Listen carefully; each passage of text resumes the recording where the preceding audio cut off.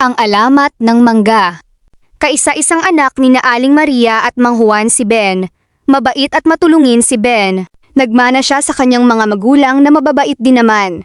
Isang araw, isang matandang pulubi ang kinaawaan ni Ben. Inuwi niya ang pulubi sa bahay, ipinagluto at pinakain. At isang araw na naman, habang nangangahoy siya, isang matandang gutom na gutom ang nasalubong niya. Pinakain din niya ito at binigyan ng damit. Makaraan ng ilang panahon, nagkasakit si Ben. Sa kabila ng pagsisikap ng mag-asawa na pagalingin ang anak, lumubha ito at namatay pagkatapos.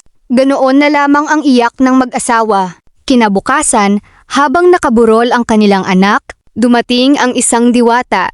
Hiningi nito ang puso ni Ben. Ibinaon ng diwata ang puso sa isang bundok. Ito ay naging punong kahoy na may bungang hugis puso at tinawag nila itong mangga. Marami ang nakikinabang ngayon sa bungang ito.